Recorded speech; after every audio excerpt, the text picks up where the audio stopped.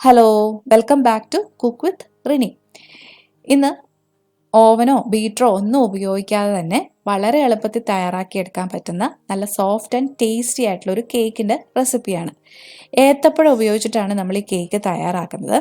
ഏത്തപ്പഴം എന്ന് പറയുമ്പം നമ്മുടെ എല്ലാവരുടെയും വീട്ടിൽ മിക്കപ്പോഴും കാണുന്ന ഒന്നാണ്. അല്ലെന്നുണ്ടെങ്കിൽ നമുക്ക് എല്ലാ കടകളിലും വാങ്ങിക്കാൻ കിട്ടുന്ന ഒന്നുമാണ്. അപ്പം ആ ഏത്തപ്പഴം ഉപയോഗിച്ചിട്ട് നല്ല സോഫ്റ്റ് ആയിട്ടുള്ള സ്പോഞ്ചി ആയിട്ടുള്ള കേക്ക് തയ്യാറാക്കുന്നത് എങ്ങനെയാണെന്ന് നോക്കാം. അപ്പോൾ കേക്ക് തയ്യാറാക്കുന്നതിന് മുമ്പായിട്ട് നമ്മൾ ഇതിനകത്തേക്ക് ഉപയോഗിക്കുന്ന എല്ലാ സാധനങ്ങളും റൂം ടെമ്പറേച്ചറിലായിരിക്കാൻ വേണ്ടിയിട്ട് ശ്രദ്ധിക്കണം കേട്ടോ. ഇതിനകത്ത് പ്രത്യേകിച്ച് ഉപയോഗിക്കുന്നത് മുട്ട മാത്രമേ ഉള്ളൂ. അപ്പം മുട്ടയൊക്കെ ഫ്രിഡ്ജിലാണ് ഇരിക്കുന്നതെന്നുണ്ടെങ്കിൽ നമ്മൾ കേക്ക് തയ്യാറാക്കുന്നതിനൊരു 2-3 മണിക്കൂർ മുമ്പ് ഒന്ന് പുറത്തെടുത്ത് വെക്കാൻ വേണ്ടിയിട്ട് ശ്രദ്ധിക്കുക. ഏത്തപ്പഴം ഉപയോഗിച്ചിട്ടാണല്ലോ നമ്മൾ കേക്ക് തയ്യാറാക്കുന്നത്. അപ്പം ഇതുപോലൊരു മീഡിയം സൈസിലുള്ള നന്നായിട്ട് പഴുത്തൊരു ഏത്തപ്പഴമാണ് ഞാൻ എടുത്തിരിക്കുന്നത്. അതിനകത്തെ ആ നാരൊക്കെ മാറ്റിയിട്ട് ഇതുപോലെ ചെറിയ കഷ്ണങ്ങളാക്കി മുറിച്ചെടുത്ത് വെച്ചിട്ടുണ്ട്. ഇനി ഇത് നമുക്ക് ഒരു മിക്സിയുടെ ജാറിലേക്ക് ഇട്ട് കൊടുത്തിട്ട് നന്നായിട്ട് ഒട്ടും തന്നെ കട്ടയില്ലാത്ത രീതിയിൽ നല്ല പേസ്റ്റായിട്ട് അരച്ചെടുക്കണം. ഇതായപ്പം അത് നന്നായിട്ട് ഞാൻ അടിച്ചെടുത്തിട്ടുണ്ട്. ഇതിനെ നമുക്കൊന്ന് മാറ്റി വെക്കാം. ഇനി നമുക്ക് ബാക്കിയുള്ള ഇൻഗ്രീഡിയൻസ് എന്തൊക്കെയാണെന്ന് നോക്കാം.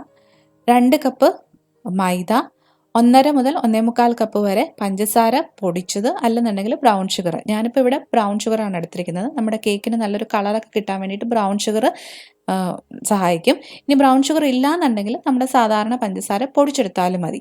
പിന്നെ വേണ്ടുന്നത് 1/2 കപ്പ് ഏതെങ്കിലും റിഫൈൻഡ് ഓയിൽ. ഇപ്പോൾ ഞാൻ സൺഫ്ലവർ ഓയിലാണ് എടുത്തിരിക്കുന്നത്.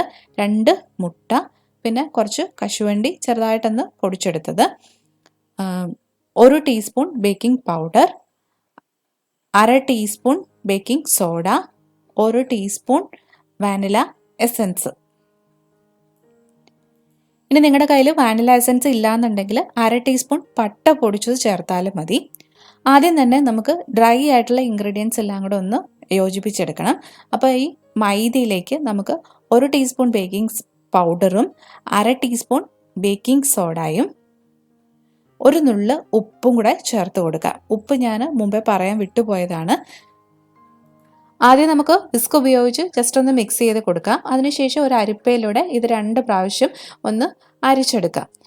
വിസ്ക് ഉപയോഗിച്ച് എല്ലാം കൂടെ നന്നായിട്ട് യോജിപ്പിച്ചെടുക്കാൻ പറ്റുമെങ്കിൽ അങ്ങനെ ചെയ്താലും മതി. അല്ലാന്നുണ്ടെങ്കിൽ, അതായത് ആദ്യമായിട്ടൊക്കെ കേക്ക് തയ്യാറാക്കുന്നവരാണെന്നുണ്ടെങ്കിൽ അരിപ്പയിലൂടെ അരിച്ചെടുക്കുന്നതായിരിക്കും നല്ലത്. ഇപ്പം ഞാനതെല്ലാം കൂടെ അരിച്ചെടുത്ത് വെച്ചിട്ടുണ്ട്. എല്ലാം നല്ലതായിട്ട് ഈവനായിട്ട് മിക്സ് ആയിട്ടുണ്ട്. ഇതിനെ നമുക്കൊന്ന് മാറ്റി വയ്ക്കാം.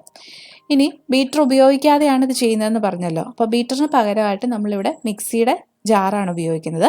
അപ്പം 3 ജാറുള്ള മിക്സി ആണെന്നുണ്ടെങ്കിൽ അതിൻ്റെ മീഡിയം സൈസിലുള്ള ജാറ്, അതായത് നമ്മൾ ഗ്രൈൻഡ് ചെയ്യുന്ന ജാറല്ല, ചെറിയ ജാറും അല്ല, ഈ ഇടയ്ക്കുള്ള ജാറാണ്, ഈ ബ്ലേഡുള്ള ജാറാണ് ഞാൻ എടുത്തിരിക്കുന്നത്. ഇതിലേക്ക് നമുക്ക് ആദ്യം 1/2 കപ്പ് സൺഫ്ലവർ ഓയിൽ ഒഴിച്ചു കൊടുക്കാം.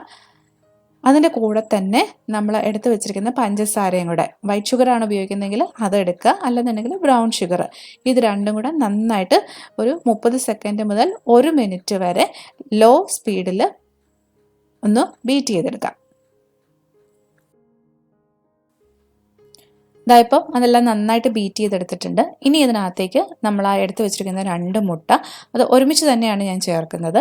പിന്നെ 1 ടീസ്പൂൺ വാനില എസൻസ്, ഇത്രയും കൂടെ ചേർത്ത് ലോ സ്പീഡിൽ 2 മിനിറ്റ് നന്നായിട്ട് ബീറ്റ് ചെയ്തെടുക്കണം. ആ മുട്ടയുടെ സ്മെല്ലൊക്കെ ഒന്ന് മാറിക്കിട്ടാൻ വേണ്ടിയിട്ട് വാനില എസൻസ് സഹായിക്കും. അപ്പം 1 ടീസ്പൂൺ മുതൽ 2 ടീസ്പൂൺ വരെ വാനില എസൻസ് ചേർത്ത് കൊടുക്കുന്നതിനും കുഴപ്പമൊന്നുമില്ല കേട്ടോ. ഇപ്പം ഞാനത് നന്നായിട്ട് ബീറ്റ് ചെയ്തെടുത്തിട്ടുണ്ട്. ഇനി നമുക്കതൊരു ബൗളിലേക്ക് മാറ്റാം. ഇനി ഇതിലേക്ക് ചേർത്ത് കൊടുക്കാനുള്ളത് ആ മൈദയുടെ കൂട്ടും പിന്നെ ഏത്തപ്പഴം അടിച്ചു വെച്ചിരിക്കുന്നതുമാണ്. അപ്പം ആദ്യം ചേർത്ത് കൊടുക്കേണ്ടത് ഏത്തപ്പഴം അടിച്ചു വെച്ചിരിക്കുന്നതാണ്. ഞാനിവിടെ ഓർക്കാതെ കുറച്ച് മൈദ ചേർത്ത് പോയി. അതുകൊണ്ട് അതൊന്ന് മിക്സ് ചെയ്തതിന് ശേഷമാണ് ഞാനിതിനകത്തേക്ക് ഏത്തപ്പഴം അടിച്ചത് ചേർത്ത് കൊടുക്കുന്നത്.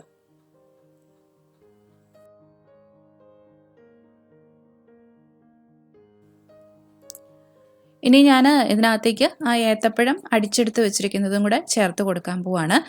ഒരു വിസ്കോ അല്ലെന്നുണ്ടെങ്കിൽ സ്പാച്ചുലയോ അല്ലെങ്കിൽ ഒരു തടി സ്പൂണോ ഉപയോഗിച്ചിട്ട് എല്ലാം കൂടെ യോജിപ്പിച്ചെടുത്താലും മതി. അപ്പം മിക്സ് ചെയ്ത് കൊടുക്കുമ്പോൾ ശ്രദ്ധിക്കേണ്ടത് ഒത്തിരി അങ്ങിട്ട് മിക്സ് ചെയ്യരുത്. വളരെ സോഫ്റ്റായിട്ട് ഒരേ സൈഡിലേക്ക് തന്നെ ഇത് മിക്സ് ചെയ്തെടുക്കാൻ വേണ്ടിയിട്ട് ശ്രദ്ധിക്കുക. കേക്കിൻ്റെയൊക്കെ കാര്യമാകുമ്പം ഓവർ മിക്സിങ് ആയിക്കഴിഞ്ഞാൽ നമ്മുടെ ആ കേക്കിൻ്റെ ടെക്സ്ചർ ഒന്നും ശരിയാവില്ല. അതുകൊണ്ടാണ് ഞാൻ മിക്സി ഉപയോഗിക്കാതെ തന്നെ ബൗളിലേക്ക് മാറ്റി സ്പാച്ചല വെച്ചിട്ട് മിക്സ് ചെയ്ത് കാണിക്കുന്നത്. ഇനി ഇതിലേക്ക് ആ ബാക്കിയുള്ള പൊടിയും കുറച്ച് കുറച്ചായിട്ട് ചേർത്ത് കൊടുത്തിട്ട് ഇതുപോലെ തന്നെ പതുക്കെ ഒരേ സൈഡിലേക്ക് നമുക്ക് ഫോൾഡ് ചെയ്തെടുക്കാം. പൊടി ചേർക്കുമ്പോഴും എല്ലാം കൂടെ ഒരുമിച്ച് ചേർത്ത് കൊടുക്കല്, പെട്ടെന്ന് തന്നെ കട്ട കെട്ടി പോകും. അതുകൊണ്ട് കുറച്ച് കുറച്ചായിട്ട് തന്നെ ചേർക്കാൻ വേണ്ടിയിട്ട് ശ്രദ്ധിക്കുക. ഇപ്പം നമ്മുടെ കേക്കിൻ്റെ ബാറ്ററൊക്കെ ഏകദേശം ഒന്ന് റെഡി ആയിട്ടുണ്ട്. ഇപ്പം ശ്രദ്ധിച്ചാലറിയാം കുറച്ചൊരു കട്ടിക്കാണ് നമ്മുടെ ബാറ്റർ ഇരിക്കുന്നത്. നമുക്ക് വേണ്ടുന്നത് കുറച്ചുകൂടെ ഒരു ലൂസായിട്ടുള്ളൊരു ബാറ്ററാണ്. അപ്പോൾ അതിന് വേണ്ടിയിട്ട് ഞാൻ ഇതിനകത്തേക്ക് കുറച്ച് പാലും കൂടെ, അതായത് റൂം ടെമ്പറേച്ചറിലുള്ള പാലും കൂടെയാണ് ചേർത്ത് കൊടുക്കാൻ പോകുന്നത്. നിങ്ങൾക്ക് വേണമെന്നുണ്ടെങ്കിൽ ചൂടുവെള്ളവും ചേർത്ത് കൊടുക്കാം. അപ്പം ഞാൻ ഇതിനകത്തേക്ക് ഒരു 4 ടേബിൾ സ്പൂണോളം പാലാണ് ചേർത്ത് കൊടുക്കുന്നത്. എന്നിട്ട് ഈ സ്പാച്ചുല ഉപയോഗിച്ചിട്ട് തന്നെ നന്നായിട്ട് യോജിപ്പിച്ചെടുക്കുകയാണ് ചെയ്യുന്നത്. അപ്പം ഞാനിപ്പം 4 ടേബിൾ സ്പൂൺ പാല് ചേർത്തു എന്ന് വെച്ച് നിങ്ങൾക്കും അത് 4 ടേബിൾ സ്പൂൺ പാലാവണമെന്നില്ല. അപ്പം ഞാൻ ഇത് ചേർത്തിട്ട് ഫൈനലായിട്ടുള്ള കൺസിസ്റ്റൻസി കാണിച്ചു തരാം. ആ ഒരു കൺസിസ്റ്റൻസിക്ക് ആവശ്യമായിട്ടുള്ള പാലാണ് നിങ്ങൾ ചേർത്ത് കൊടുക്കേണ്ടത്.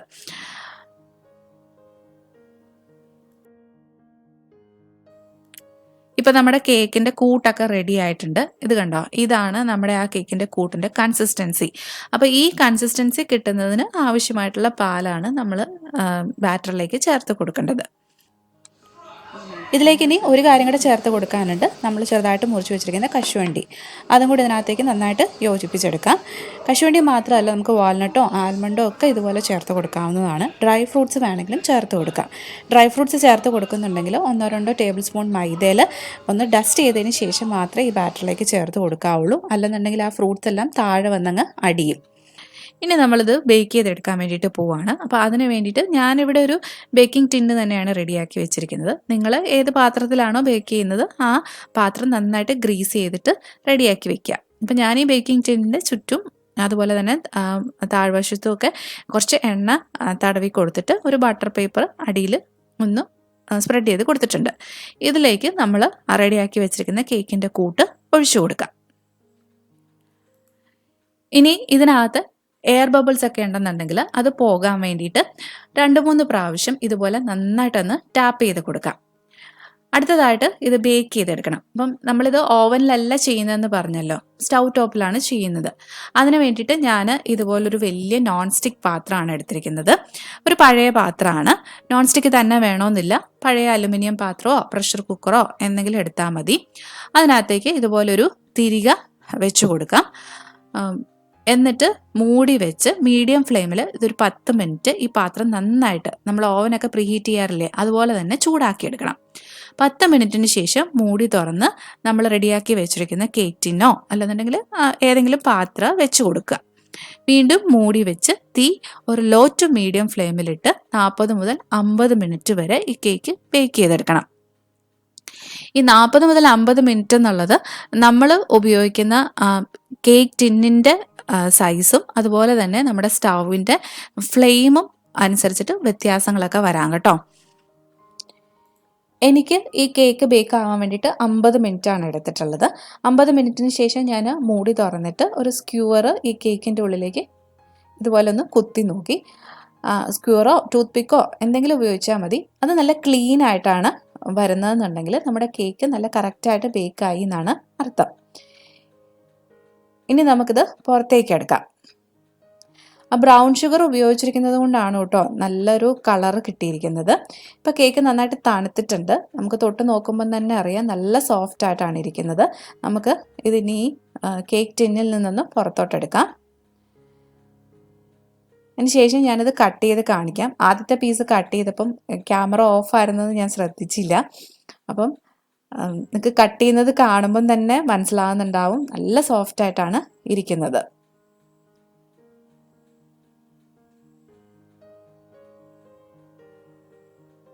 കണ്ടോ, നല്ല കറക്റ്റ് ആയിട്ടുള്ള ടെക്സ്ചറുമാണ്, നല്ല സോഫ്റ്റും സ്പോഞ്ചി ആയിട്ടാണ് ഇരിക്കുന്നത്. കണ്ടോ, അപ്പോൾ മറക്കാതെ എല്ലാവരും ഇത് ട്രൈ ചെയ്ത് നോക്കുക. ഏത്തപ്പഴമൊക്കെ കഴിക്കാൻ മടിയുള്ള കുട്ടികളെയൊക്കെ ഈ രീതിയിൽ നമുക്ക് ഏത്തപ്പഴമൊക്കെ കഴിപ്പിക്കാവുന്നതാണ്. അപ്പം ട്രൈ ചെയ്ത് നോക്കിയിട്ട് അഭിപ്രായങ്ങൾ കമൻസ് ആയിട്ടും മെയിൽസ് ആയിട്ടും ഒക്കെ എന്നെ അറിയിക്കുക. നിങ്ങൾക്ക് ഈ റെസിപ്പികളൊക്കെ ഇഷ്ടമാകുന്നുണ്ടെങ്കിൽ cook with Rini YouTube channel subscribe ചെയ്യാനും ഒപ്പം ഈ റെസിപ്പികളൊക്കെ ലൈക്ക് ചെയ്യാനും കമൻറ്റ് ചെയ്യാനും ഷെയർ ചെയ്യാനും മറന്നു പോകരുത്. അപ്പോൾ നിങ്ങൾ തരുന്ന സപ്പോർട്ടിന് ഒരുപാട് നന്ദി. വീണ്ടും നല്ല റെസിപ്പികളുമായിട്ട് വരാം. അതുവരെ ബൈ ബൈ, ടേക്ക് കെയർ.